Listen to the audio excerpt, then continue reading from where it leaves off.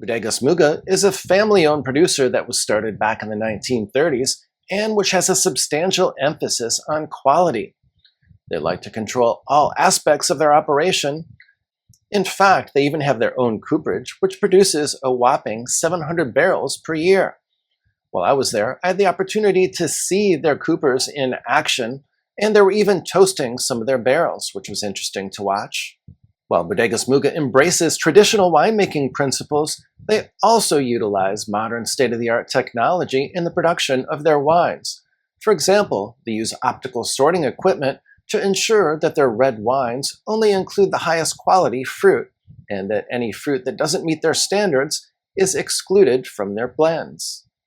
Following my tour of the winery, I was able to sit down for a tasting of 6 different Bodegas Muga wines.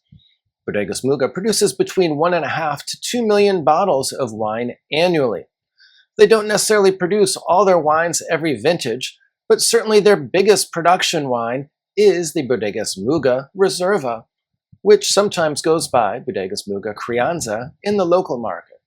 This is a wine that they produce each and every vintage, and they produce a lot of it, so it should be easy to track down. Specifically, they produce between 800 and 900,000 bottles of this wine annually. It's an extraordinary value, particularly in Europe, where it sells for less than 20 euros per bottle. Unfortunately, in the United States, it costs closer to $40 per bottle. This is a traditional Rioja that's a blend that consists of Tempranillo, Garnacha, Graciano, and Mizuelo. It matures for 2 years in oak, 80% of which is French and 20% of which is American. Moving up the Bodegas Muga quality pyramid for red wines, the next wine that I tasted was the Bodegas Muga Seleccion Especial from the 2020 vintage. Seleccion Especial is a wine that is produced only in top vintages. This wine comes from a strict selection of fruit from some of the Bodegas Muga top vineyards. These vineyards feature old vines and they're planted on steep hillsides at high elevation. These sites tend to have poorer soils and better drainage. The result is lower yields and high quality fruit. This is a wine that I've featured on this channel many times, and in vintages when it's produced, I definitely recommend getting the Seleccion Especial rather than the Reserva, particularly because you can oftentimes find it selling for around $40 to $50 per bottle in the United States, which is either about the same price as the Reserva or just a slight premium. Next up is the Bodegas Muga Prado Enea Gran Reserva.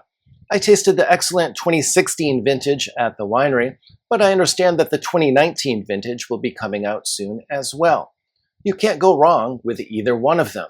It's made from pretty much the same blend that goes into the Bodegas Muga Reserva, but the fruit sources are quite different. This is a wine that comes from some of their very oldest vineyards, which average an impressive 60 years of age. These old vineyards are mostly planted at high elevation sites that average around 500 meters above sea level and have western aspect.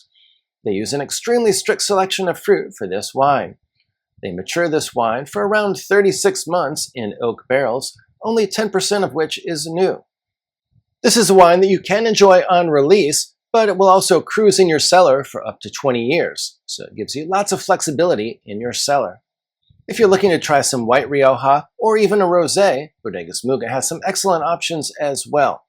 I tried 2 different white wines when I was there, the first of which is the Bodegas Muga Rioja Blanco.